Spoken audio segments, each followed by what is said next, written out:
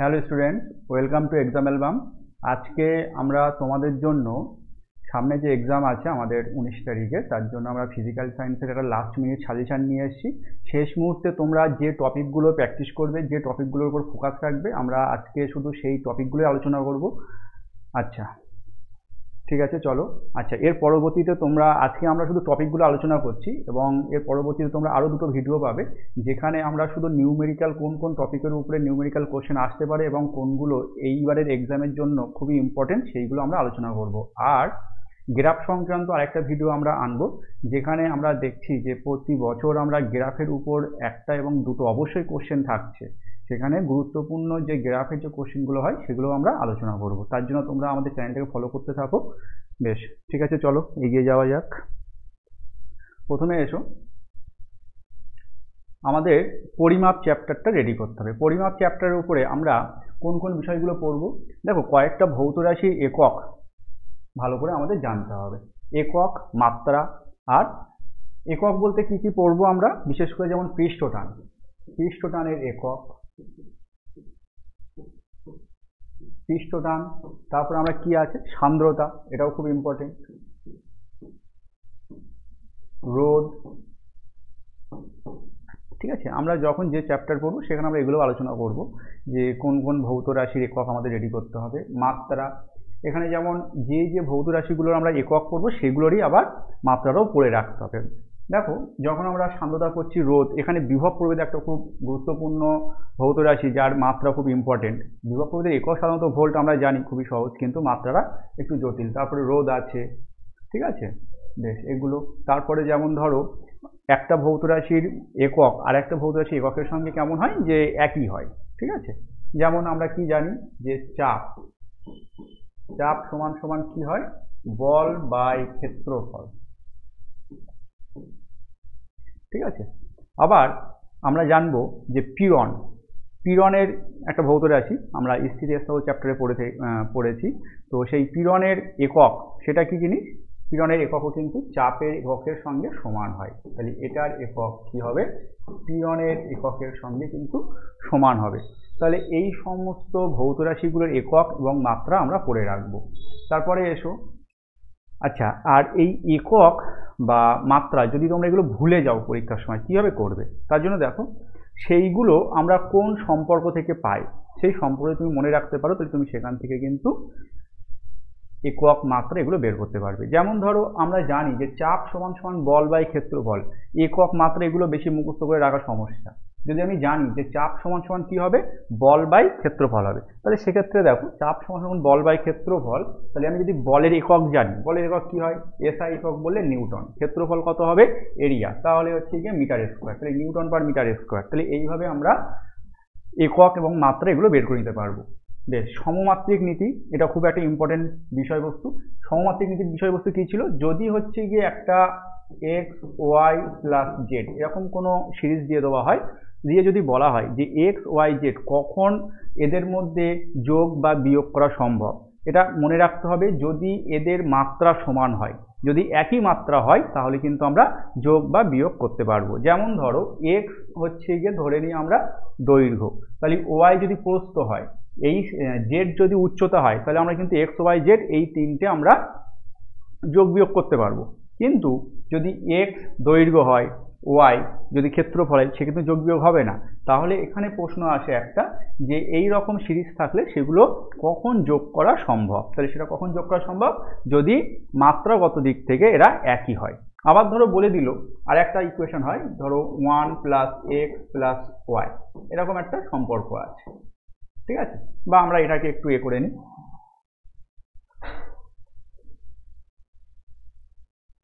দেখো ধরো 1 আছে, এক্স আছে, আর আছে এক্স এর স্কোয়ার, এইরকম একটা আমাদের রাশি আছে। এই রাশিটা কখন যোগ করা সম্ভব হবে, তাহলে আমরা যদি বলি যে 1 প্লাস এক্স এর স্কোয়ার, এই রাশিটা যোগ করতে গেলে এদের মাত্রা, প্রত্যেকের মাত্রা কি হতে হবে, সমান হতে হবে।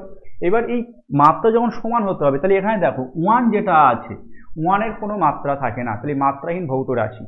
তাহলে 1 প্লাস এক্স এর স্কোয়ার, এই যে তিনটে ভৌত রাশি এদের সবাই কি হতে হবে, মাত্রাহীন হতে হবে, ঠিক আছে, তাহলে এখান থেকে এইটুকু বিষয়বস্তু মনে রাখলেই চলবে। আর বিভিন্ন পরিমাপক যন্ত্র, আমরা বিভিন্ন ভৌত রাশি কোন কোন যন্ত্রের সাহায্যে পরিমাপ করে থাকি, যেমন ভোল্ট মিটার আছে, অ্যাম্প মিটার আছে, ব্যারোমিটার আছে, এগুলো একটু পড়ে রাখতে হবে। ঠিক আছে, নেক্সট এসো। এরপরে হচ্ছে যে বল ও গতি। বল ও গতি চ্যাপ্টার থেকে এখনো পর্যন্ত এএনএম জিএনএম এর পরীক্ষায় সব থেকে বেশি সংখ্যক প্রশ্ন এসেছে। তাহলে এই বল ও গতি চ্যাপ্টারটা আমাদের খুব খুব ইম্পর্টেন্ট। এখান থেকে ক্যাটাগরি 2 কোশ্চেন পাবো আমরা, এখান থেকে ক্যাটাগরি 1 অবশ্যই পাবো, ক্যাটাগরি 2ও অবশ্যই থাকবে।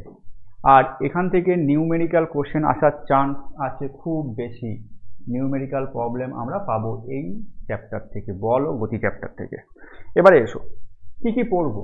এখান থেকে সরণ, অতিক্রান্ত দূরত্ব, বেগ, দ্রুতি, ত্বরণ, মন্দন, গড়বেগ, গড় দ্রুতি, এইগুলোর একক আর কিভাবে পরিমাপ করা হয়, বিশেষ করে গড়বেগ আর গড় দ্রুতি, এই দুটো খুব বেশি ইম্পর্টেন্ট। গড়বেগ আর গড় দ্রুতি কিভাবে বের করতে হবে। তারপরে এসো গ্রাফ। গ্রাফ থেকে কি প্রশ্ন আসে, দেখো আমরা দু রকমের গ্রাফ পড়েছি এই চ্যাপ্টারে, একটা হলো সরণ সময় আর একটা হলো বেগ সময়। সরণ সময় আর বেগ সময় এই গ্রাফের থেকে আমরা কি কি ভৌত রাশি বের করতে পারি। সরণ সময় গ্রাফের নতি কি, বেগ সময় যে গ্রাফটা আছে তার নতি কি। নতি মানে কি করে বের করতে হয়, আমাদের এটা হলো ওয়াই অক্ষ আর এটা হলো এক্স অ্যাক্সিস। তাহলে ওয়াই অ্যাক্সিস আর এক্স অ্যাক্সিসে যদি ওয়াই অক্ষ বরাবর যে ভৌত রাশিটা আছে সেটাকে যদি আমরা ভাগ করি, তাহলে ওয়াই কি দিয়ে, এক্স দিয়ে, ওয়াই বাই এক্স, এইটা যেটা হয় এটাকে আমরা নতি বলি। তাই ওয়াই অক্ষ বরাবর আমরা কাকে রাখি, সরণ, এক্স অক্ষ বরাবর কাকে রাখবো, সময়। তাহলে সরণ বাই সময়, তাহলে এস বাই টি হলো, এটা কি জিনিস দেবে আমাদেরকে, এস বাই টি কি হয়, ভি হয়। তাহলে যদি প্রশ্ন আসে যে সরণ সময় লেখচিত্রের নতি কি প্রকাশ করে, সেটা হবে বেগ। ঠিক একই রকম ভাবে যদি আসে যে বেগ সময় লেখচিত্রের নতি কি হবে, তাহলে সেটা কি হবে, বেগ বাই সময়, তাহলে আমরা ত্বরণ পাবো। বোঝা গেছে। আবার ধরো যদি এরকম প্রশ্ন হয় যে বেগ সময় যে লেখচিত্র আছে তার ক্ষেত্রফল কি প্রকাশ করে, তাহলে দেখো এখানে বেগ আছে ভি, সময় কি আছে টি। এবার যদি বেগ আর সময় যদি গুণ করা হয় তাহলে ভি মাল্টিপ্লাই টি। ক্ষেত্রফল মানে কি, যদি এই গ্রাফের একটা ক্ষেত্রফল আমরা বের করি এটা, তাহলে কি করতে হবে, ওয়াই অ্যাক্সিসের যে ভৌত রাশি তাকে আমরা এক্স অ্যাক্সিস ভৌত রাশি দিয়ে গুণ করে দেবো। তাহলে সেটা কি হবে, ভি আর টি মাল্টিপ্লাই করলে কি পাই আমরা, ভি মানে কি সরণ বাই সময়, আর সময় মাল্টিপ্লাই করছি, তাহলে সময় সময় কেটে গিয়ে কি পড়ে থাকবে, সরণ পড়ে থাকবে। তাহলে আমাদের এই জিনিসগুলো জানতে হবে। আবার পরীক্ষায় আমরা যদি গ্রাফের উপর কোনো নিউমেরিক্যাল প্রবলেম আসে, সেক্ষেত্রে দেখা যায় যে বেগ সময় লেখচিত্রের একটা লেখচিত্র আমাদেরকে দিয়ে দেওয়া হয়, যে সেখান থেকে বলা হয় যে অতিক্রান্ত দূরত্ব নির্ণয় করো। তো আমরা যে সরণ পাচ্ছি সেটাই মনে রাখবে অতিক্রান্ত দূরত্ব। তাহলে আমাদেরকে কি করতে হবে, ওই গ্রাফের যদি আমরা ক্ষেত্রফলটা বের করতে পারি তাহলে আমরা অতিক্রান্ত দূরত্ব বের করতে পারলাম। ক্লিয়ার হলো। তাহলে এই জায়গাটা আমাদের পড়তে হবে। উলম্ব গতি খুব খুব ইম্পর্টেন্ট একটা পয়েন্ট। উলম্ব গতি ক্ষেত্রে দুটো জিনিস পড়বে, একটা হচ্ছে কি উলম্ব গতির ক্ষেত্রে গ্রাফ কেমন হয়, উলম্ব গতির ক্ষেত্রে বেগ আর সময় ভি ভার্সেস টি, এই গ্রাফটা কেমন হয়। উলম্ব গতির ক্ষেত্রে এনার্জি, ওটা আমরা কার্যক্ষমতা শক্তি চ্যাপ্টারও পড়বো। উলম্ব গতির ক্ষেত্রে শক্তির যে পরিবর্তন সেটা গ্রাফের মাধ্যমে প্রকাশ করতে হয়, এই জায়গাটা পড়তে হবে। আর উলম্ব গতির ক্ষেত্রে নিউমেরিক্যাল প্রবলেম খুব খুব ইম্পর্টেন্ট। এখানে দেখো আমরা এই চ্যাপ্টারে আমরা কি কি ফর্মুলা শিখেছি। প্রথমে একটা ফর্মুলা থাকে কি, এস ইজ ইকাল টু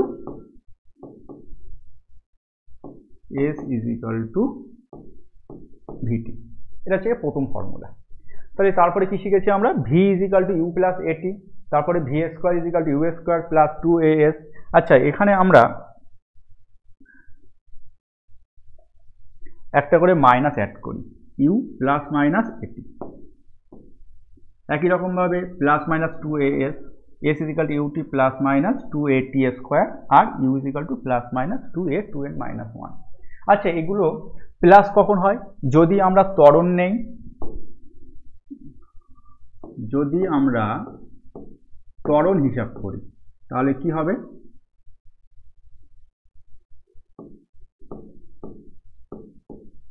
ত্বরণ হিসাব করলে পজিটিভ ধরবো আমরা, শুধু এটা লিখে রাখো প্লাস। আর যদি আমরা মন্দন নেই তাহলে কি হবে, এটা মাইনাস হবে। তাহলে কোথায় প্লাস কোথায় মাইনাস একটু মনে রাখবে। চারটে ফর্মুলা আমরা শিখেছি। এবারে দেখো এই চারটে ফর্মুলা যখন আমরা উলম্ব গতির ক্ষেত্রে প্রয়োগ করব সেক্ষেত্রে কি হবে, এখানে ভি অন্তিম বেগ, ইউ প্রাথমিক বেগ, এ হলো ত্বরণ, টি হলো সময়। যখন উলম্ব গতি হবে তখন প্রাথমিক বেগ অন্তিম বেগ ঠিক থাকবে, কিন্তু এ যে ত্বরণ সেটা কি হয়ে যাবে, জি দিয়ে চেঞ্জ করতে হবে। এস যেটা সরণ, উলম্ব গতিতে কি হয়, সরণ হয় না, উচ্চতা হয়, তাহলে এস যেটা সেটা আমরা এইচ দিয়ে চেঞ্জ করব। বোঝা গেছে? তাহলে আমাদের এই চারটে বা পাঁচটা ফর্মুলা আছে, বিশেষ করে প্রথম চারটে খুব ইম্পর্টেন্ট, আমাদের 5 নম্বর ফর্মুলা দিয়ে খুব একটা প্রশ্ন আসে না। তো এই চারটে ফর্মুলা খুব ভালো করে পড়বে, এর উপর অঙ্কগুলো দেখে রাখবে, এগুলো সব গতীয় সমীকরণের অঙ্ক। তারপরে এসো রৈখিক ভরবেগ। রৈখিক ভরবেগ কি আর তার একক কি, রৈখিক ভরবেগের ক্ষেত্রে তার সংরক্ষণ সূত্র, এই জায়গাটা ভালো করে পড়বে। তারপরে এসো বন্দুকের প্রতিক্ষেপ বেগ। বন্দুকের প্রতিক্ষেপ বেগ, ওখানে আমরা রৈখিক ভরবেগের সংরক্ষণ নীতি প্রয়োগ করে থাকি, ঠিক আছে, দিয়ে আমরা প্রতিক্ষেপ বেগের মানটা বের করে থাকি, সেই ফর্মুলা দিয়ে তোমরা অঙ্ক প্র্যাকটিস করবে। বোঝা গেছে? বেশ, তারপরে এসো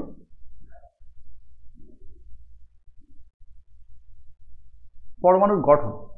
পরমাণুর গঠন চ্যাপ্টারে একদম প্রথমে পড়বে রাদারফোর্ডের পরমাণু মডেল, জাস্ট একবার পড়ে নেবে, কি কি বলে রেখেছে একবার জাস্ট মাথায় ঢুকিয়ে নেবে। তারপরে কি পড়বে, রাদারফোর্ডের পরমাণু মডেলের ত্রুটি, দুটো ত্রুটি আছে, ভালো করে দেখে রাখবে, ত্রুটিটা দেখা হয়ে গেল। তারপরে এসো মৌলিক কণাসমূহ এবং তাদের আবিষ্কারক। মৌলিক কণাসমূহ কি কি আছে, প্রোটন, নিউট্রন আর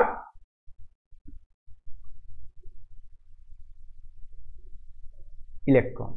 তো এই ইলেকট্রন, প্রোটন, নিউট্রন এই তিনটে কণা, তাদের আধানের মান 1.6। ধরো ইলেকট্রন আধান কত, ইলেকট্রন আধান যখন আমরা হিসাব করবো তখন মাইনাস দিয়ে লিখবো, আর যদি প্রোটন লিখি তাহলে প্লাস দিয়ে লিখবো, আধান তো একই, ঠিক আছে। আধানের মানটা সিজিএস এ মান কত এবং এসআই তে মান কত সেটা মুখস্থ রাখতে হবে। আর এদের আবিষ্কারক, কে কোন কণা আবিষ্কার করেছিল সেটা পড়বে। নিউক্লিয় বল কি, বিশেষ করে নিউক্লিয় বলের বৈশিষ্ট্য খুব খুব ইম্পর্টেন্ট। আর নিউক্লিয় বল কিন্তু নিউক্লিয়াসের বাইরে বা মানে নিউক্লিয়াসের বাইরে কিন্তু এর কোনো অস্তিত্ব নেই, এটা খুব ভালো করে মনে রাখবে, ঠিক আছে। বেশ, ইলেকট্রন, প্রোটন আর নিউট্রন এদের সংখ্যা নির্ণয় কি করে নির্ণয় করতে হয়, দেখো আমরা যখন পরমাণু পড়েছি ওখানে কি কি আছে, ইলেকট্রন, প্রোটন আর নিউট্রন, এটা দিয়ে কি কি পড়েছি, প্রোটনকে আমরা বলছি পরমাণু ক্রমাঙ্ক কি, ঠিক আছে। ইলেকট্রন আর প্রোটনের সংখ্যা একই হয়, যে কারণে পরমাণু কি হয়, নিস্তরিত। আবার প্রত্যেকটা কণার আধানের মান সমান, সেই কারণে এরা নিস্তরিত হয়। এবারে এসো যে ভর সংখ্যা হচ্ছে গিয়ে কি করে প্রকাশ করা হয়। আমরা যখন কোনো একটা পরমাণু নিলাম এক্স, তার উপরে লিখলাম ভর সংখ্যা, নিচে লিখলাম পরমাণু ক্রমাঙ্ক। বোঝা গেছে? তাহলে এই রকম একটা পরীক্ষা যদি দিয়ে দেওয়া হয়, ঠিক আছে, যে কোনো একটা মৌলের ভর সংখ্যা বলে দেওয়া হলো, তার পরমাণু ক্রমাঙ্ক বলে দেওয়া হলো, সেখান থেকে আমাদের প্রোটন সংখ্যা, নিউট্রন সংখ্যা এগুলো বের করতে বলবে, ঠিক আছে, যেন সেটা করতে পারি। বা এখান থেকে এটা মনে রাখবে, যদি আয়ন দিয়ে দেওয়া হয় তাহলে সেক্ষেত্রে আমরা কি করব। বোঝা গেছে? আয়নের ক্ষেত্রে যেন আমরা হিসাবটা করতে পারি। তারপরে এসো আইসোটোপ, আইসোবার, আইসোটোন কাদেরকে বলা হয়। আর আইসোটোপের ক্ষেত্রেও আমাদেরকে, ধরো হাইড্রোজেন আছে, প্রোটিয়াম, ডয়টিয়াম, ট্রিটিয়াম, তো আইসোটোপের ক্ষেত্রেও পরমাণু ক্রমাঙ্ক, ভর সংখ্যা এইগুলো হিসাব করা আমাদের জানতে হবে। আচ্ছা, এখানে একটা ছোট কোশ্চেন মনে রাখবে, সেটা হচ্ছে গিয়ে এমন একটা মৌল আছে যার নিউক্লিয়াসে কোনো নিউট্রন নেই, কি আছে, শুধু একটা প্রোটন আছে, এখানে, আর বাইরে একটা ইলেকট্রন আছে, ঠিক আছে। তো এই নিউট্রন বিহীন যে পরমাণুর মৌল সেটা কি হবে, সেটা আমরা পাবো প্রোটিয়াম, এটা মনে রেখো, ঠিক আছে। এটা খুব ইম্পর্টেন্ট একটা কোশ্চেন, অনেক চাকরির পরীক্ষাও এটা এসেছে, বুঝা গেছে, প্রোটিয়াম। তারপরে এসো কক্ষপথে ইলেকট্রন বিন্যাস, কোন কক্ষপথে কটা ইলেকট্রন থাকতে পারে, কোন ফর্মুলা, 2n², বোঝা গেছে। এর আরও কিন্তু বিষয় আছে, যেমন আমরা ইচ্ছা মতো n এর মান বাড়ালে কিন্তু সেটা হবে না, সেই নিয়মগুলো আমাদের জানতে হবে। নিঃসরণ বর্ণালী, শোষণ বর্ণালী। নিঃসরণ বর্ণালী কখন ঘটে পাই আমরা, বা শোষণ বর্ণালী কখন পাই, যখন উচ্চ শক্তি স্তর থেকে কোনো ইলেকট্রন শক্তি ত্যাগ করে নিম্ন শক্তি স্তরে আসে, তখন আমরা কি পাবো, নিঃসরণ বর্ণালী, বোঝা গেছে। শোষণ বর্ণালী কি হবে? যখন নিম্ন শক্তি স্তর থেকে কোনো একটা ইলেকট্রন উচ্চ শক্তি স্তরে যাবে তখন সে কি করবে? শক্তি শোষণ করবে। তার জন্য আমরা কি পাই? শোষণ বর্ণালী। এবার হাইড্রোজেনের ক্ষেত্রে আমরা কি পাই? মনে রাখবে, হাইড্রোজেনের ক্ষেত্রে আমরা যেগুলো পাই সেগুলো সব মিশ্রণ বর্ণালী। এবং হাইড্রোজেনের ক্ষেত্রে আমরা কি কি পাই? এরকম লাইন দেখতে পাই, তাই না? আমরা পড়েছি H alpha, H beta, H gamma, এরকম লাইনগুলো পেয়েছি। সেটাকে আবার এইরকম লাইন পাওয়ার জন্য একে আবার কি বলা হয়? হাইড্রোজেনের রেখা বর্ণালী। বোঝা গেল? তাহলে এইগুলো দেখে রাখতে হবে যে কখন আমরা কোনটা পেতে পারি। বেশ, এর পরের চ্যাপ্টারে এসো কার্য ক্ষমতা শক্তি। কার্যক্ষমতা শক্তির প্রথমে প্রত্যেকটা ভৌত রাশির কার্য ক্ষমতা শক্তি, এই ভৌত রাশিগুলোর সংজ্ঞা মেনলি নিউমেরিক্যাল ফর্ম, যে সূত্রটা হয় যদি আমরা অঙ্ক করি সেটা আমাদের জানতে হবে, গাণিতিক সূত্র। ঠিক আছে, তারপরে এসো এখানে খুব ইম্পর্টেন্ট একটা বিষয় বলতে, সেটা যান্ত্রিক শক্তি ক্যালকুলেশন। যান্ত্রিক শক্তি কাকে বলে? যান্ত্রিক শক্তি হচ্ছে গিয়ে স্থিতি শক্তি আর গতি শক্তি, এই দুটোর সমষ্টিকে আমরা বলি যান্ত্রিক শক্তি। এখন যদি যান্ত্রিক শক্তি নির্ণয় করতে বলা হয় তাহলে আমরা কি করব? আগে স্থিতি শক্তি আর গতি শক্তি আলাদা করে হিসাব করব, করে যোগ করে দেবো, দিলে আমরা কি পাবো? যান্ত্রিক শক্তি পেয়ে যাব। এবার শুধু স্থিতি শক্তি এবং গতি শক্তি নিয়েও অঙ্ক আসবে এবং এটা খুবই ইম্পর্টেন্ট। স্থিতি শক্তির ক্ষেত্রে আমরা দু রকম শক্তি পাবো। কি? একটা হচ্ছে কি অভিকর্ষ স্থিতি শক্তি, আর যেটাকে আমরা mgh দিয়ে লিখব। আর একটা হলো স্প্রিং এর স্থিতি শক্তি। স্প্রিং এর স্থিতি কোন ফর্মুলা দিয়ে লেখা হয়? হাফ কে এক্স এর স্কোয়ার। বোঝা গেছে? তাহলে এই দুটো ফর্মুলা দিয়ে আমরা স্থিতি শক্তি নির্ণয়টা দেখে রাখলাম। তারপরে এসো অশ্ব ক্ষমতা, হর্স পাওয়ার। হর্স পাওয়ারের সঙ্গে আমরা ওয়াটের কি সম্পর্ক সেটা মুখস্থ রাখতে হবে। BOT, board of trade unit, বাড়িতে আমরা যে তড়িৎ শক্তি ব্যয় হয় সেটাকে বোর্ড অফ ট্রেড ইউনিট দিয়ে হিসাব রাখতে হবে। এখানে মনে রাখবে বোর্ড অফ ট্রেড ইউনিট কিসের একক? এটা হচ্ছে তড়িৎ শক্তি।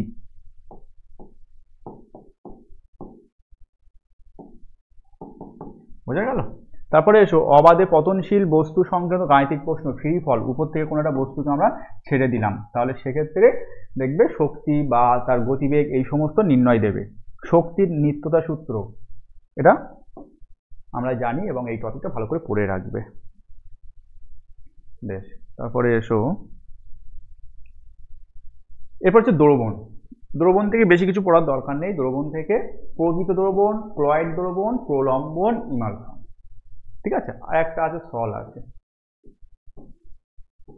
ঠিক আছে, এখানে কি কি করবে?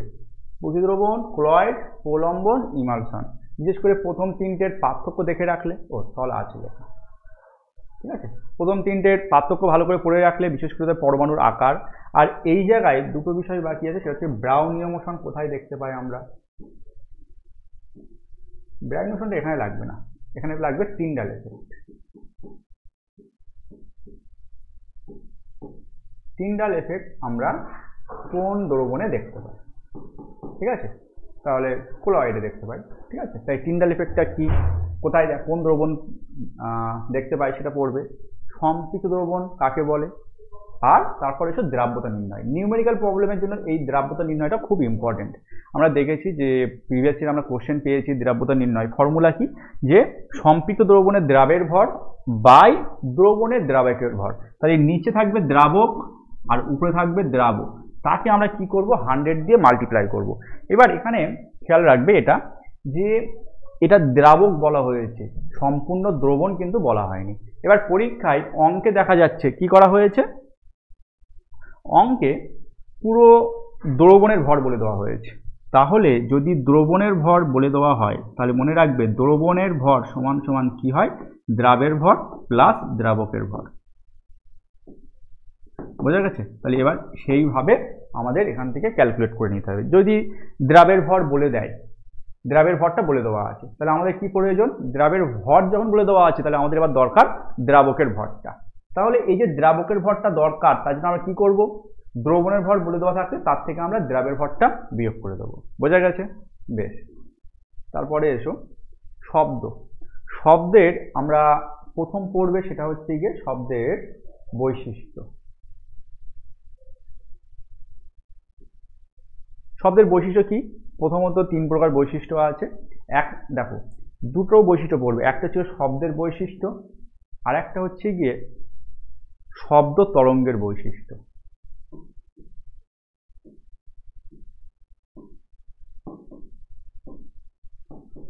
শব্দ তরঙ্গের বৈশিষ্ট্য।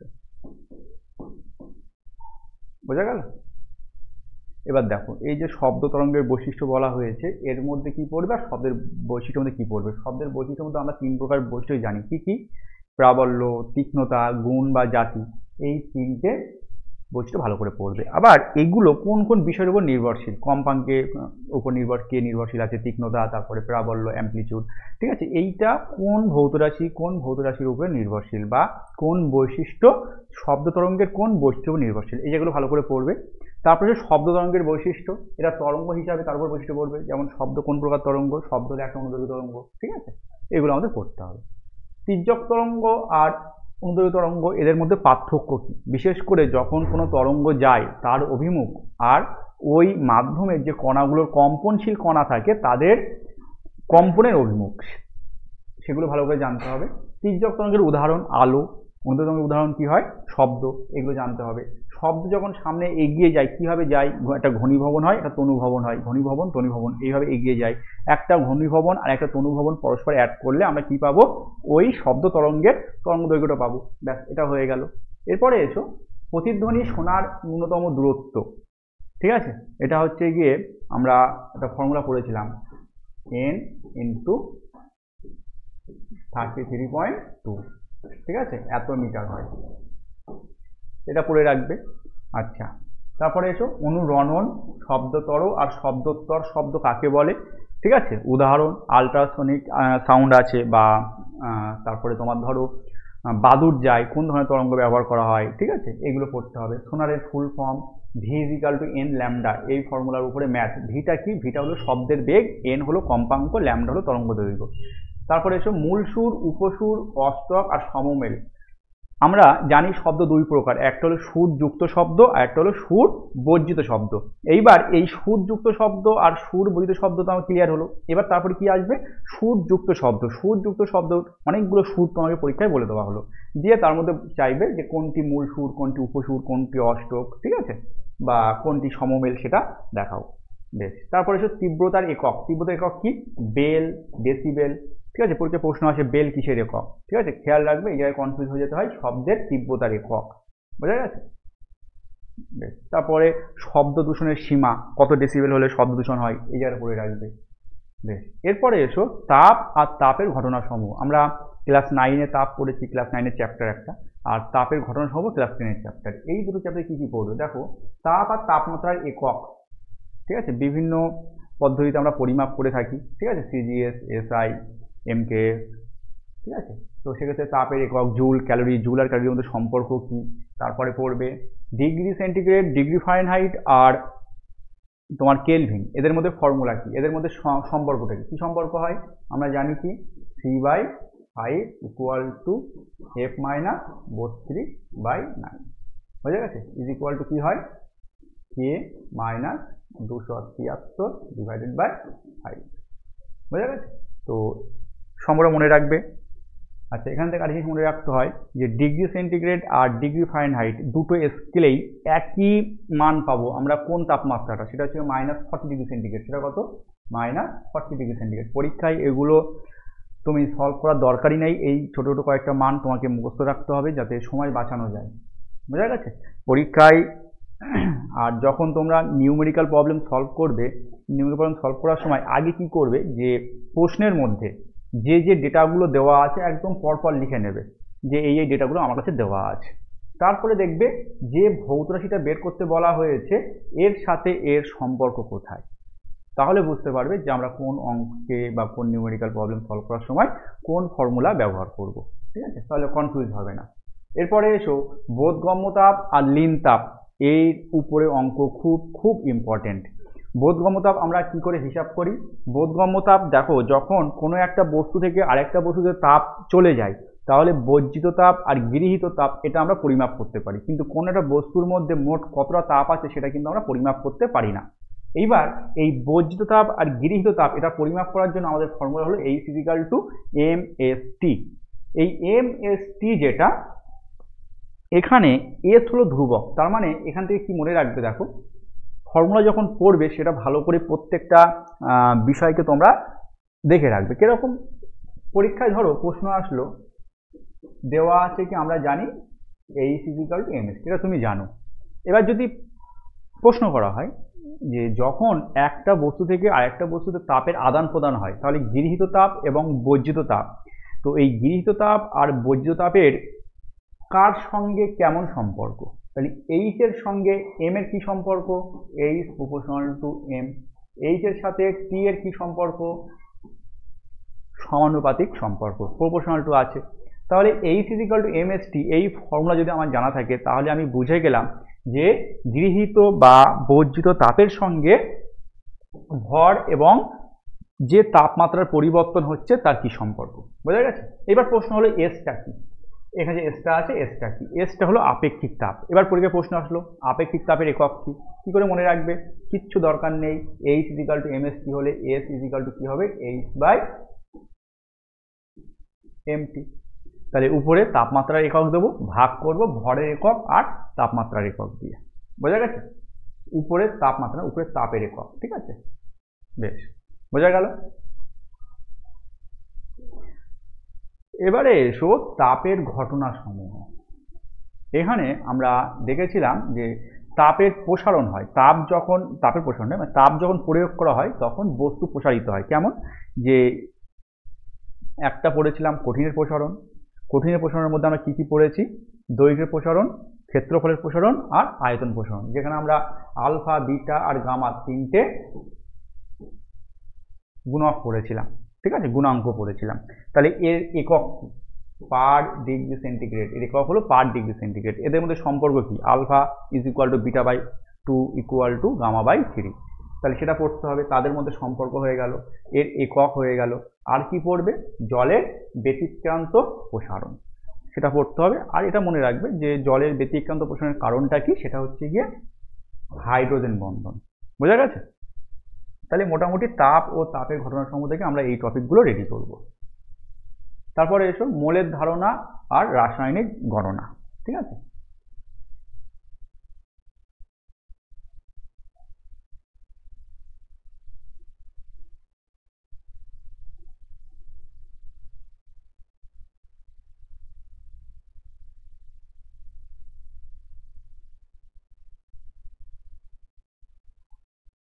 বেশ, এরপরে এসো রাসায়নিক গণনায় কি কি পড়বো? মোলের ধারণা থেকে আণবিক গুরুত্বটা পড়তে হবে, বাষ্প ঘনত্ব, আচ্ছা এদের মধ্যে সম্পর্ক কি সেটা, এদের মধ্যে সম্পর্ক, ঠিক আছে? আর কি পড়বে? অণুর ভর নির্ণয়, মোল সংখ্যা আর অণুর সংখ্যা নির্ণয়। আর এগুলো আমরা মোটামুটি মোলের যে চ্যাপ্টারটা আছে সেখান থেকে এগুলো রেডি করব। আর এবার দেখো যখন রাসায়নিক গণনা পড়ছি আমরা, রাসায়নিক গণনা চ্যাপ্টারে প্রথমে আমাদের পড়তে হবে যেটা বিক্রিয়ক। বিক্রিয়ক, সেখান থেকে আমরা কি পাচ্ছি? বিক্রিয়াজাত পদার্থ,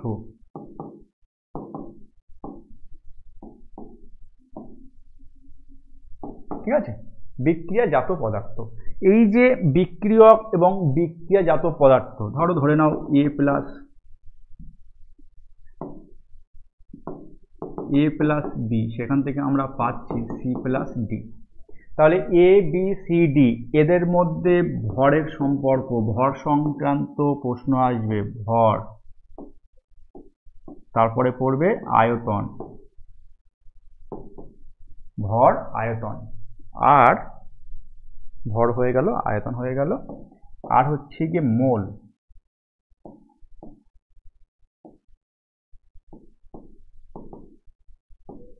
মোল সংখ্যা। আশা করছি এই তিনটে টপিক যদি তোমরা রেডি করো এর মধ্যে থেকে তোমরা কোশ্চেন পেয়ে যাবে, বোঝা গেছে? বেশ, ঠিক আছে, নেক্সট চলো। এরপরে আসছে গ্যাসের আচরণ। গ্যাসের আচরণে সাধারণত প্রচুর প্রশ্ন আমরা পেয়েছি, আর সব থেকে বেশি কোশ্চেন আছে কিসের উপরে? বয়েল আর চার্লসের সূত্র। বয়েল আর চার্লসের সূত্র খুব ভালো করে পড়বে। বয়েল আর চার্লসের সূত্রের গ্রাফ, এই তো বয়েল আর চার্লসের সূত্রের, বয়েলের সূত্র এবং চার্লসের সূত্র মোট 5টা গ্রাফ হয়। এই 5টা গ্রাফ খুব ভালো করে পড়বে, ইম্পর্টেন্ট। আর বয়েল চার্লসের সমন্বয় সূত্র কি কি হয়? বয়েলও দেখো, বয়েলের সূত্রের যে অঙ্কটা হবে সেটা হচ্ছে গিয়ে P1V1 is equal to P2V2। এবার দেখো তুমি কি করে বুঝবে যে এটা বয়েলের সূত্রের অঙ্ক হবে না চার্লসের সূত্রের অঙ্ক হবে না বয়েল এবং চার্লসের সমন্বয় সূত্রের অঙ্ক হবে? কি করে বুঝবে? যখনই দেখবে যে টেম্পারেচার কনস্ট্যান্ট আছে। তার মানে কি, আমরা জানি কি বয়েলের সূত্রে দুটো ধ্রুবক হয়, কি কি, একটা হলো নির্দিষ্ট পরিমাণ ভরের গ্যাস থাকবে, তাহলে এখানে ভর ধ্রুবক, আর একটা হলো তোমার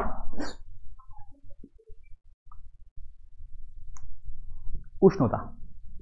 তাহলে যদি উষ্ণতা কনস্ট্যান্ট থাকে তাহলে সেটা কিসের অঙ্ক হবে, বয়েলের সূত্র। তারপরে এসো চার্লসের সূত্র, ফর্মুলা কি হয় চার্লসের সূত্রে, V1/T1 is equal two V2/T2। তাহলে বয়েল সূত্রের অঙ্ক হয়ে গেল, চার্লসের সূত্রের অঙ্ক হয়ে গেল। এইবার আসতে পারে সমন্বয় সূত্র, তার মানে কি তিনটেই চেঞ্জ হচ্ছে, তাহলে সেক্ষেত্রে আমরা ব্যবহার করব সমন্বয় সূত্র। তাহলে কি হবে, P1V1 divided by T1 is equal to P2V2 divided by T2। বোঝা গেল, P1V1/T1 is equal two P2V2/T2। Clear হয়েছে? তাহলে সমন্বয় সূত্রের অঙ্ক আমরা করলাম। তারপরে এসে আদর্শ গ্যাসের সমীকরণ, PV is equal two nRT, এই একটা ফর্মুলা হয়, আর PV is equal two W/mRT। এখানে আর এর একক আর মাত্রা লাগবে না, ঠিক আছে, তোমরা আর এর এককটা পড়বে আর আর এর মান পড়বে। তাহলে এখান থেকে সর্বজনীন গ্যাস ধ্রুবকের মান প্লাস একক, ঠিক আছে, CGS SI দুটোই পড়বে। W/mRT, এখানে W আর M এই দুটোর একক, আর শুধু একক বললেই চলে যাবে, ঠিক আছে, বেশ, এগুলো হয়ে গেল। আর কি পড়বে, বাস্তব গ্যাসের আদর্শ গ্যাসের মতো আচরণের বিচ্যুতি। তার মানে কি বাস্তব গ্যাসগুলো আদর্শ গ্যাসের মতো আচরণ করে না, তাহলে কেন করে না, দুটো কারণ হয়, সেই দুটো কারণ ভালো করে পড়বে। ভালো করে মানে কি জাস্ট কারণটা জানবে, ডিটেলসে পড়ার কোনো দরকার নেই, ঠিক আছে। আচ্ছা, এখানে একটা ছোট্ট করে নোট করে দিই, এটা হচ্ছে গিয়ে গ্যাসের গতিতত্ত্ব আছে। তোমরা গ্যাসের গতিতত্ত্বটা থ্রুলি দুবার পড়ে রাখবে। গ্যাসের গতিতত্ত্বের কয়েকটা টপিক আছে, পয়েন্ট আছে 5 থেকে 6টা, সেটা খুব ভালো করে দুবার পড়ে রাখবে। এরপরে এসো আলো, অনেকের কাছে খুব সহজ, অনেকের কাছে খুব কঠিন, এবং এটা খুবই ইম্পর্টেন্ট একটা চ্যাপ্টার। কি আছে, প্রথমে হচ্ছে কি দর্পণ পড়বে। কি কি দর্পণ, সমতল দর্পণ, অবতল দর্পণ আর উত্তল দর্পণ। এই তিনটে দর্পণে কোন কোন প্রতিবিম্ব কোন অবস্থানে কি প্রতিবিম্ব তৈরি হয়, সৎ, অসৎ, সমশিষ্য, অবশিষ্য, এই চারটে বিষয় খুব ভালো করে পড়বে। আর একটা জিনিস পড়বে যে সেটা হচ্ছে গিয়ে প্রতিবিম্বের আকার। আমরা রৈখিক বিবর্ধন পড়েছি, তো এই রৈখিক বিবর্ধনের ক্ষেত্রে বস্তুর আকার আর প্রতিবিম্বের আকার এদের মধ্যে সম্পর্ক থাকে, কোথায় বড় কোথায় ছোট, এম এর মান কোথায় এম দিয়ে লেখা হয়, 0 কোথায় হয়, সরি 0 তো কখনো হবে না, এম এর মান কখন 1-এর সমান হবে, কখন 1-এর থেকে বড় হবে, আর এম এর মান কখন 1-এর থেকে ছোট হবে। এই তিনটে জায়গা একটু ভালো করে দেখে রাখো। আর দুটো পয়েন্ট মনে রাখবে, সমতল দর্পণের ক্ষেত্রে সমতল দর্পণের যে প্রতিবিম্ব তৈরি হয় তার বৈশিষ্ট্য পড়ে রাখবে একটু, ঠিক আছে, কেননা এখানে কয়েকটা পয়েন্ট খুব ইম্পর্টেন্ট। যেমন সমতল দর্পণের ক্ষেত্রে যে প্রতিবিম্বটা তৈরি হয় সেটা কি হয় বলতো, সেটা হচ্ছে গিয়ে ইউ আর ভি দুটোই সেম, কিন্তু ইউ ইকুয়াল টু কি হবে, -v হবে। বোঝা গেছে? কেন, বস্তুর অবস্থান আর প্রতিবিম্বের অবস্থান পরস্পর বিপরীত দিতে হয়, তাহলে এখানে কি হবে, একটা মাইনাস সাইন হবে। বোঝা গেল? তাহলে এই জায়গায় দেখে রাখতে হবে। তারপরে কি, যে একটা সমতল দর্পণে যদি কোনো একটা বস্তুর, ধরো কোনো একটা মানুষ দাঁড়িয়ে আছে, তার হাইট বলে দিল যে 5 ফুট 6 ইঞ্চি, তো সেই 5 ফুট 6 ইঞ্চি বিশিষ্ট যে মানুষটা আছে তাকে সম্পূর্ণভাবে দেখতে দর্পণের ন্যূনতম আকার কত হতে হবে, সেটা হচ্ছে গিয়ে তার অর্ধেক হতে হবে, যে হাইট বলে দেবে তার অর্ধেক। বোঝা গেল? বেশ, এটা পড়ে রাখবে। আর যদি কোনো দর্পণকে থিটা কোণে ঘুরিয়ে দেওয়া হয় তাহলে প্রতিবিম্ব কত কোণে ঘুরে যাবে, 2 থিটা কোণ, ডবল হয়, সেই জায়গাটা দেখে রাখতে হবে।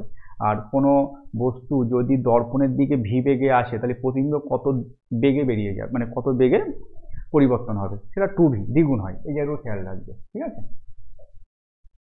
বেশ, তারপরে এসো 3 প্রকার, মানে অবতল দর্পণ আর উত্তল দর্পণের ব্যবহার, ঠিক আছে, গাড়ির হেডলাইটে কি ব্যবহার করা হয়, ঠিক আছে, বা তোমার ধরো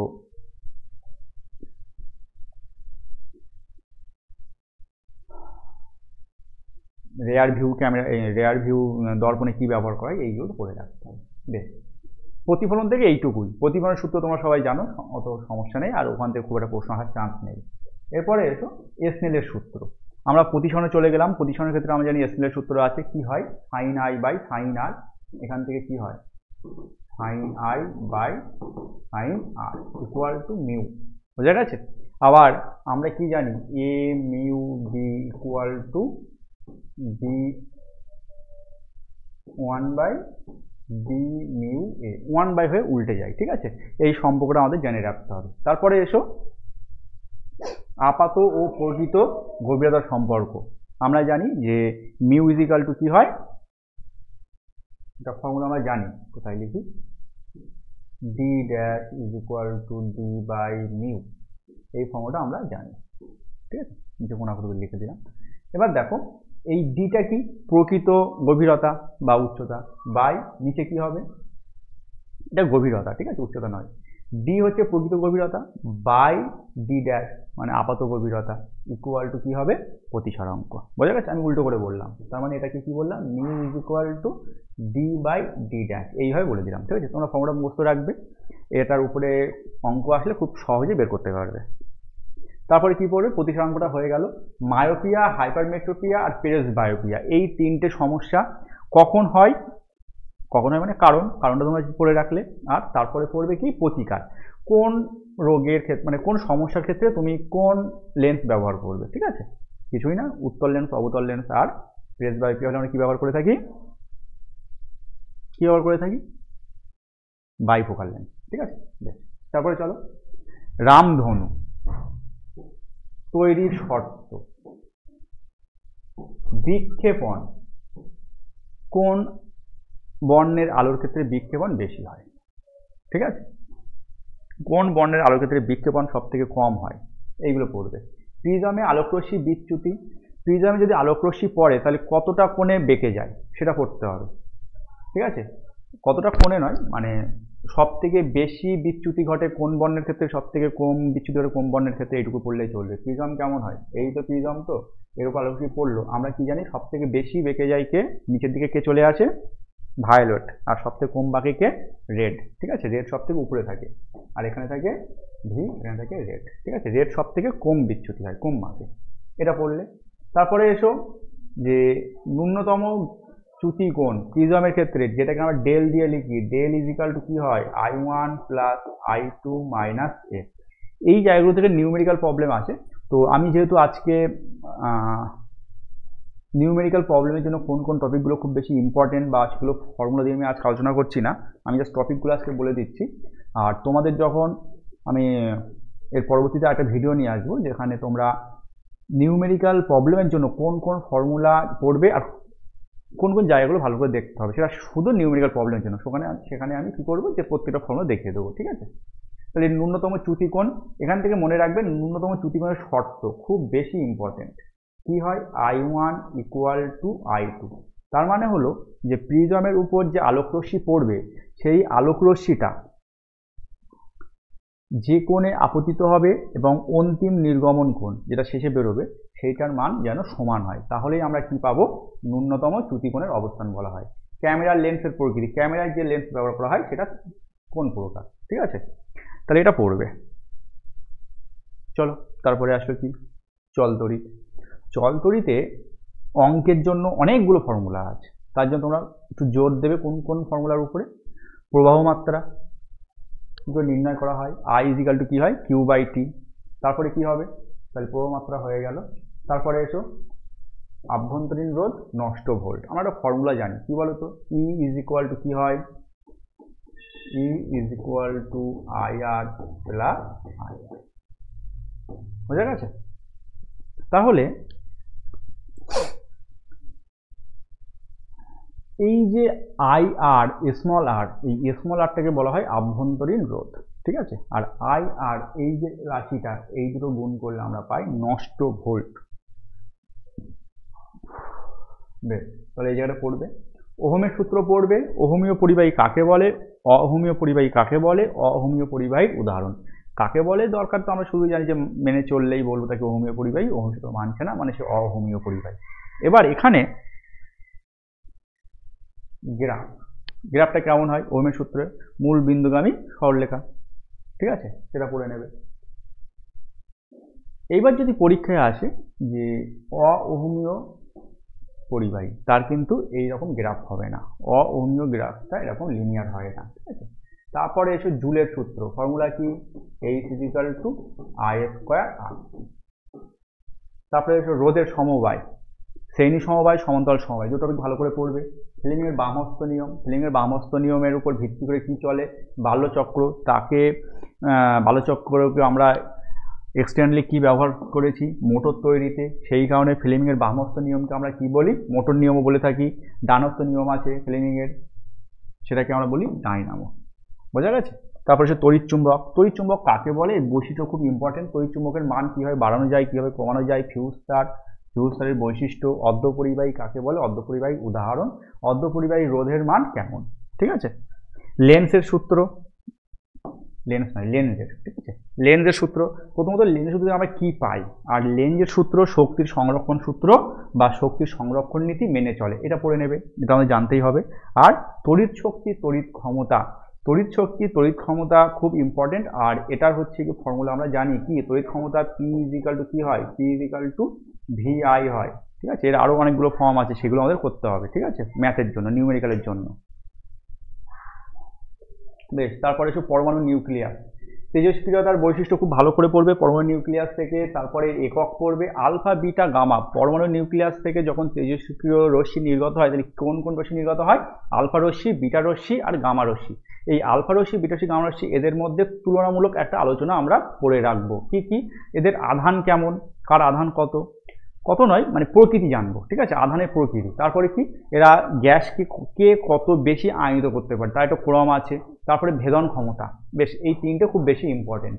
তারপরে এসো যে আলফা রশ্মি, বিটা রশ্মি আর গামা রশ্মি যদি নির্গত হয়, কোনটা মৌল পরীক্ষা বলে দিল, এরকম এক্স আছে, এ আছে আর জেড আছে, যদি এর থেকে আলফা, বিটা, গামা এই ধরনের রশ্মি নির্গত হয়, তাহলে অন্তিম যে মৌলটা আমরা পাই, নতুন মৌল, সেই যে নতুন মৌল, এই নতুন মৌলের ক্ষেত্রে ভর সংখ্যা এবং পরমাণু ক্রমাঙ্কের কি পরিবর্তন ঘটে, সেটা আমাদের জানতে হবে। বেশ, তারপরে এসো ভর ত্রুটি, ভর ত্রুটির ক্ষেত্রে কি হয়, যে পরিমাণ ভর আমাদের কমে যায়, সেই ভরটা কিসে পরিণত হয়, শক্তিতে।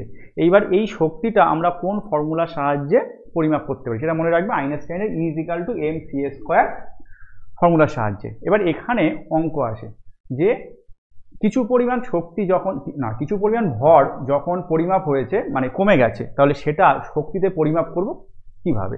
আমরা পুরোপুরি অঙ্ক করতে যাব না, আমরা শর্টকাট মুখস্থ রাখবো। কিভাবে, যে 1U অ্যাটমিক মাস ইউনিট, এই অ্যাটমিক মাস ইউনিট যেটা আছে, শুধু এইটুকু মনে রাখবে যে 1U পরিমাণ ভর যদি শক্তিতে পরিণত হয়, তাহলে আমরা কতটা পাবো, 931 মেগা ইলেকট্রন ভোল্ট। মেগা মানে কি, 10⁶, ঠিক আছে। তাহলে এই যে 931 মেগা ইলেকট্রন ভোল্ট, এটা মুখস্থ রাখলাম। তাহলে আমার হিসাব করতে হবে যে ভর ত্রুটিটা কতটা হয়েছে, কোন এককে, অ্যাটমিক মাস ইউনিট এককে, তাহলে খুব সহজে বের করতে পারবো। তারপরে এসো নিউক্লিয় বিভাজন আর নিউক্লিয় সংযোজন, এই দুটো বিক্রিয়ার ক্ষেত্রে যে বৈশিষ্ট্য কি, যেমন নিউক্লিয় বিভাজন বিক্রিয়া যেটা, ওটাকে আমরা শৃঙ্খল বিক্রিয়া বলি, আর পরমাণুর বোমা যেটা তৈরি করা হয়, সেটা আমরা এই নিউক্লিয় বিভাজন বিক্রিয়ার উপরে ভিত্তি করে তৈরি। ব্যাস, এইটুকু জানতে হবে এখানে। তারপরে নিউক্লিয় সংযোজন বিক্রিয়া, এর উপর ভিত্তি করে তৈরি করা হয়েছে হাইড্রোজেন বোমা। আর সূর্যে কোন বিক্রিয়া চলে, সূর্যে যে প্রচুর পরিমাণ আমরা তাপ পাই, সেটা আমাদের এই নিউক্লিয় সংযোজন বিক্রিয়ার সাহায্যে আমরা পাই, ঠিক আছে। ব্যাস, এখান থেকে এইটুকু জেনে রাখবে। আর একটা লাস্ট পয়েন্ট, সেটা হচ্ছে পারমাণবিক চুল্লি, পরমাণু চুল্লি, ঠিক আছে, একই জিনিস। এই চুল্লিতে মডারেটর হিসেবে কি ব্যবহার করা হয়, বোঝা গেছে। আর এখানে আমরা যেটা পড়েছি যে নিউক্লিয় বিভাজনের শৃঙ্খল বিক্রিয়া, এটা কিন্তু অনিয়ন্ত্রিত বিক্রিয়া। আর এখানে পারমাণবিক চুল্লি যেটা ব্যবহার করা হয়, এটা হচ্ছে যে নিয়ন্ত্রিত বিক্রিয়া। এই জায়গাটা মনে রাখবে, ঠিক আছে। মডারেটর কি ব্যবহার করা হয়, গ্রাফাইট। তাহলে এই উদাহরণগুলো মুখস্থ রাখতে হবে আমাদের। তারপরে এসো এই জায়গাটাই, যতটুকু বলে দিলাম এই চ্যাপ্টার থেকে, এটা মোর দ্যান এনাফ, ওর বাইরে কোশ্চেনের চান্স নেই। এরপর এসো পর্যায় সারণী, কেমিস্ট্রি পার্টে ঢুকছি আমরা এবার। এখানে কি কি পড়বে, আধুনিক পর্যায় সারণী কিসের উপর ভিত্তি করে তৈরি করা হয়েছে, আধুনিক পর্যায় সারণীতে পর্যায়ের সংখ্যা, শ্রেণী সংখ্যা, আর বিশেষ করে ক্ষার ধাতু, হ্যালোজেন, চ্যালকোজেন আর নিক্টোজেন। নিক্টোজেন মৌল আর নিষ্ক্রিয় মৌল, এরা পর্যায় সারণীতে কোথায় অবস্থান। আর একটা জিনিস পড়তে হবে এখান থেকে খুব ইম্পর্টেন্ট, সেটা হচ্ছে গিয়ে সন্ধিগত মৌলের বৈশিষ্ট্য।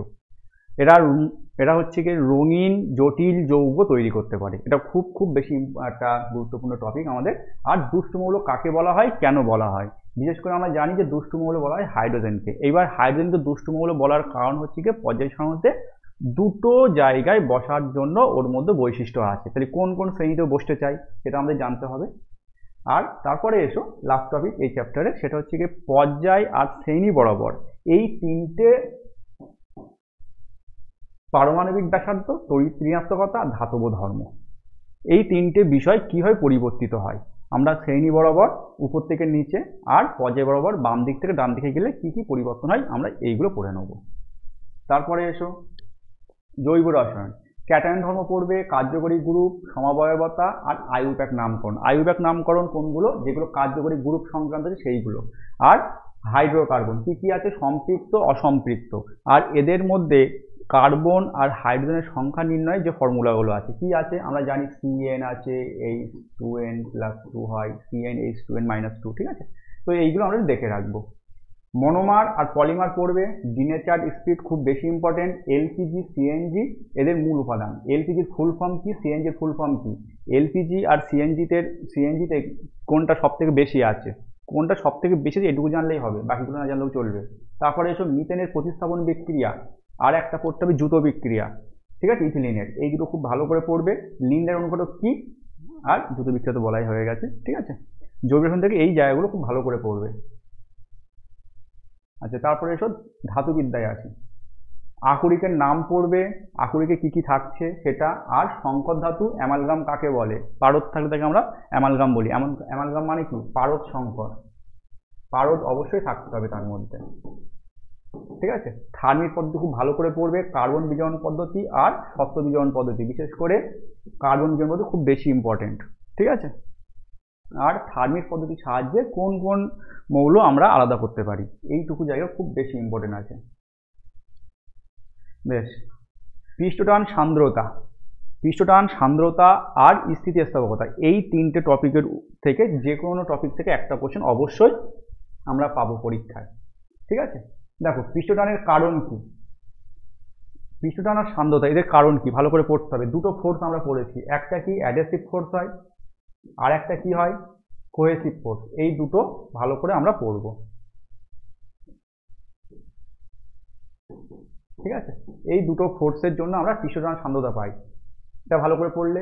উষ্ণতার প্রভাব, টেম্পারেচার বাড়ালে পৃষ্ঠটানে কি হয়, সান্দ্রতার কি হয়, সেই জায়গাগুলো পড়বে, ঠিক আছে। আর খুব সহজে রিলেট করে মুখস্থ করে রিলেট করে মনে রাখবে, মুখস্থ করলে কি হয় পৃষ্ঠটান সান্দ্রতা উল্টে যায়। তারপরে এসো এদের একক আর মাত্রা, বিশেষ করে সান্দ্রতাঙ্ক এর একক মাত্রা খুব ইম্পর্টেন্ট। পৃষ্ঠটানটা সহজ আছে, ফোর্স বাই আমরা দৈর্ঘ্য করলেই হয়ে যায়, কিন্তু সান্দ্রতাঙ্কটা ভালো করে মুখস্থ রাখবে। এর একক হচ্ছে পয়েস, ডেকা পয়েস কি জিনিস, পয়েসের সঙ্গে ডেকা পয়েসের সম্পর্ক, এই জায়গাটা। বৃষ্টির ফোঁটা গোলাকার কেন হয়, ডিটারজেন্ট ব্যবহার করলে পৃষ্ঠটান বাড়বে না কমবে, কমে যায়, হ্যাঁ, এই জায়গাগুলো ভালো করে করবে। স্পর্শকোণ হলে কোথায় দেখতে পাই আমরা, পৃষ্ঠটানের জন্য আমরা স্পর্শকোণ দেখতে পাই, কেমন হয়, যদি কোনো পাত্রের মধ্যে আমরা জল রাখি তাহলে সেক্ষেত্রে দেখা যায় যে জলের উপরিতলটা কেমন হয়ে যায়, এরকম অবতল হয়ে যায়। আর যদি কোনো পাত্রে আমরা পারদ রাখি তাহলে সেক্ষেত্রে আমরা দেখব পারদটা এরকম উত্তল হয়ে আছে। তাহলে স্পর্শকোণ এখানে দেখো জলের ক্ষেত্রে সূক্ষ্মকোণ তৈরি হয়েছে, আর এর ক্ষেত্রে দেখো আমরা স্থূলকোণ পাবো, ঠিক আছে। এখান থেকে পরিমাপ করতে হবে, বোঝা গেছে। তাহলে এই যে বিষয়গুলো দেখে রাখবে, ঠিক আছে। জলের ক্ষেত্রে আমরা অবতল পাবো, পারদের ক্ষেত্রে আমরা উত্তল পাবো। আর সংকট উষ্ণতা, যে জায়গায় গিয়ে সান্দ্রতা থাকবে না, ঠিক আছে। তারপরে এসো অজৈব রসায়ন, অনেক বড় চ্যাপ্টার, অনেক বেশি সম্পর্ক আছে, রিয়াকশান আছে, সেই রিয়াকশানগুলো এই চ্যাপ্টারে তো আমাদের অবশ্যই লাগছে, সাথে সাথে সেই সম্পর্কগুলো রিয়াকশানগুলো আমরা রাসায়নিক গণনা চ্যাপ্টার যেটা আছে ওখানে কিন্তু যখন বিক্রিয়া এবং বিক্রিয়ক এবং বিক্রিয়াজাত পদার্থ যারা আছে এদের মধ্যে ভর, মোল সংখ্যা, আয়তন এইগুলো নির্ণয় করার ক্ষেত্রে কিন্তু খুব গুরুত্বপূর্ণ, ঠিক আছে। এখানে কি পড়বে, লাইকার অ্যামোনিয়া কি জিনিস, নেস্টার বিকারক, ইউরিয়া তৈরির রিয়াকশান আর ইউরিয়ার সংকেত, তরল অ্যামোনিয়া, H2S গ্যাস প্রস্তুতি, কিপ যন্ত্র ব্যবহার করে কি গ্যাস প্রস্তুত করা হয়? H2S গ্যাস প্রস্তুত করা হয়। এই জায়গাটা ভালো করে পড়বে। H2S হাইড্রোজেন সালফেটের সঙ্গে KMN4 পটাশিয়াম পারম্যাঙ্গানেটের বিক্রিয়া। নাইট্রোলিন কাকে বলে? তরল নাইট্রোজেন, ওলিয়াম, স্পর্শ পদ্ধতি আর অসওয়াল পদ্ধতি। এই স্পর্শ পদ্ধতি অসওয়াল পদ্ধতি ব্যবহার করে কি করা হয়? এই জায়গাটা ভালো করে পড়বে। এর 3টে করে স্টেপ আছে, ঠিক আছে, সেগুলো দেখে রাখবে। তারপরে এসে অ্যাসিড ক্ষার লবণ। অ্যাসিড ক্ষার লবণের ক্ষেত্রে প্রথমে পড়বে যে এই 3 প্রকার অ্যাসিড কোন ধরনের রিয়াকশান বা বিক্রিয়ার সাহায্যে শনাক্ত করা হয়, সংশ্লেষণ বিক্রিয়া সমূহ অ্যাসিডের। তারপরে কি পড়বে? অ্যাসিড বৃষ্টি, পিএইচ স্কেল। পিএইচ স্কেল মানে কি? পিএইচ স্কেল কত হয়? 0 থেকে 14। 7 কি হয়? 7 হয় প্রসম। তাহলে যদি মান পিএইচ স্কেলের মান বলে দিল পরীক্ষায়, সেটা অ্যাসিড না ক্ষার। যদি 7-এর থেকে বাড়ানো হয় অ্যাসিড হবে না ক্ষার হবে, ঠিক আছে? এই জায়গাগুলো পড়বে। জৈব অ্যাসিড, জৈব অ্যাসিডের উদাহরণ, আর অ্যান্টাসিড কাকে বলে? অ্যান্টাসিডের উদাহরণ। খুব ভালো করে পড়বে, ঠিক আছে? বেশ, মোটামুটি যে চ্যাপ্টারগুলো বললাম এই চ্যাপ্টারগুলোর সমস্ত টপিক খুব ভালো করে পড়বে, যে টপিকগুলো বলেছি। লাস্ট মুহূর্ত, বেশি সময় নেই, এখন পুরো বই রিভিশন দেওয়া সম্ভব নয়, ঠিক আছে? আর পুরোপুরি খুঁটিয়ে রিভিশন দেওয়া সম্ভবই নয়। তো সেই কারণে যে টপিকগুলো বললাম এই টপিকগুলো তোমরা খুব ভালো করে আগে রেডি করবে, যদি তারপরে সময় পাই বাকি টপিকগুলো দেখতে থাকো। লাস্ট এখানে কিছু মিসেলিনিয়াস টপিক আছে বিভিন্ন চ্যাপ্টার মিলিয়ে, সেগুলোর মধ্যে কী কী পড়বে? প্রথমে নিউটনের মহাকর্ষ সূত্র। নিউটনের মহাকর্ষ সূত্র আমরা কি জানি? F = G(m1m2/r²). তাহলে G(m1m2/r²) এই ফর্মুলায় G কে কি বলা হয়? সর্বজনীন মহাকর্ষীয় ধ্রুবক। তাহলে এই সর্বজনীন মহাকর্ষীয় ধ্রুবকের একক কি, মাত্রা কি বের করতে পারবে, ঠিক আছে? বেশ, একক মাত্রা হয়ে গেল। স্থিতিস্থাপক ধ্রুবক কাকে বলে, ঠিক আছে? আমরা যখন হুকস ল পড়েছিলাম, কি পড়েছিলাম? পীড়ন বাই বিকৃতি। হুকস লয়ে কি পড়েছি আমরা? পীড়ন বাই বিকৃতি। পীড়ন বাই বিকৃতি কি হয়? এটা একটা কনস্ট্যান্ট হয়, ঠিক আছে? ঠিক আছে, তো এটাকে আমরা স্থিতিস্থাপক ধ্রুবক বলি, ঠিক আছে? তাই স্থিতিস্থাপক ধ্রুবকের একক কি হবে? স্থিতিস্থাপক ধ্রুবকের একক দেখো, বিকৃতির কোনো একক হয় না, তাহলে স্থিতিস্থাপক ধ্রুবকের একক হবে পীড়নের এককের সমান। আবার পীড়নের একক কি হয়েছে? চাপের এককের সমান, ঠিক আছে? এভাবে রিলেট করে পড়ে রাখবে। তারপরে এসো স্থিতিস্থাপকতা কি জিনিস। দেখো, কোনো একটা বস্তুর উপর যদি আমরা একটা ডিফর্মিং ফোর্স অ্যাপ্লাই করি, তার মানে কি? সে ফোর্সটা কি করবে? ওই বস্তুর শেপ, সাইজ চেঞ্জ করে দিতে চাইবে, ঠিক আছে? সবসময় সাইজ নয়, শেপও হতে পারে, ঠিক আছে? দেখা যাচ্ছে তার লেন্থ, ব্রেথ, হাইট কোনো কিছুই চেঞ্জ হলো না, শুধু শেপ চেঞ্জ হয়ে গেছে। প্রথমে কি ছিল? মনে করো কোনো একটা বস্তু এরকম আছে, আগে এইভাবে আছে, তাহলে এর উপর আমি একটা ফোর্স অ্যাপ্লাই করলাম, ও পরে এইরকম হয়ে গেছে, বেঁকে গেছে। তাহলে এক্ষেত্রে কিন্তু লেন্থ, হাইট, ব্রেথ, ভলিউম কোনো কিছুই চেঞ্জ হয়নি। বোঝা গেছে? তাহলে দেখো, কোনো বস্তুর উপর যদি ডিফর্মিং ফোর্স আমরা অ্যাপ্লাই করি, তাহলে ওর ভিতর থেকে একটা ফোর্স তৈরি করবে, যেটা ওর ডিফর্মেশনটাকে আটকাবে। তার মানে কি? ওর যে চেঞ্জ হচ্ছে সেটাকে আটকাবে। তাহলে এটা যে বস্তুর ক্ষেত্রে, এই বলটা যে বস্তুর ক্ষেত্রে যত বেশি হবে, সে বস্তু তত বেশি স্থিতিস্থাপক।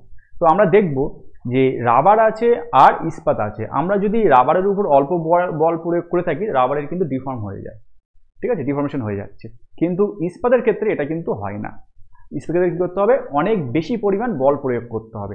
তাহলে আমরা দেখতে পাবো যে ইস্পাতের ক্ষেত্রে শেপ চেঞ্জ করতে গেলে বেশি পরিমাণ বল দিতে হচ্ছে, তাহলে ইস্পাতের স্থিতিস্থাপকতা কি হবে? বেশি। এবং এটা মনে রাখবে, সমস্ত বস্তুর মধ্যে ইস্পাতের স্থিতিস্থাপক সব থেকে বেশি। তারপরে এসো জিপিএস ফুল ফর্ম পড়বে, জিও স্টেশনারি স্যাটেলাইট, ঠিক আছে? এটা ভালো করে পড়বে। কিছুই না, কোথায় থাকে, কি কাজ করে। আর্কিমিডিসের নীতি, প্লবতা, ভাষণের শর্ত, বার্নৌলির উপপাদ্য, এইটুকু জায়গা ভালো করে পড়বে। বোঝা গেছে? আজকে যতগুলো টপিক বলে দিলাম, আশা করা যায় এইবারের পরীক্ষায় ম্যাক্সিমাম কোশ্চেন তোমরা এর মধ্য থেকেই পাবে। বোঝা গেছে? তো আগে এই যে টপিকগুলো আলোচনা করলাম, এখন এই টপিকগুলো খুব ভালো করে আগে প্রিপেয়ার করো, খুব ভালো করে রিভিশন দাও, তারপরে যদি সময় পাও তাহলে তখন তোমরা বাকি টপিকগুলো দেখো। বোঝা গেছে? আচ্ছা, শেষ হয়ে গেল। থ্যাংক ইউ সবাইকে, আর বেস্ট অফ লাক। তোমরা খুব ভালো করে প্রিপেয়ার হও, একটা উইক খুব ভালো করে পরিশ্রম করো, সময় একদম নষ্ট করবে না, খুব বেশি করে প্র্যাকটিস করতে থাকো আর খুব বেশি করে রিভিশন দাও। নতুন টপিক কম পড়ো, কারণ নতুন কিছু পড়ে হয়তো অতটা মাথায় রাখা যাবে না এখন, কিন্তু তোমরা যত বেশি রিভিশন দিতে পারবে পুরনো টপিকগুলো, সেগুলো তত বেশি মাথায় থাকবে। এরকম যেন না হয় যে রিভিশনের অভাবে কোনো টপিক তোমার পরীক্ষার হলে কনফিউজ হয়ে গেছো, কনফিডেন্টলি অ্যান্সার করতে পারোনি, ভুল হয়ে গেছে, এরকম যেন না হয়। ঠিক আছে? ওকে, থ্যাংক ইউ সবাইকে, আমি অফ করলাম। চলো আমাদের যে ভিডিও আরেকটা আসবে সেখানে আমি শুধু নিউমেরিক্যাল প্রবলেমগুলো আলোচনা করব, যে টপিকের উপর নিউমেরিক্যাল প্রবলেম এবারে আসতে পারে, খুব বেশি ইম্পর্টেন্ট, সেটা তোমরা পাবে। আমাদেরকে ফলো করতে থাকো। ঠিক আছে?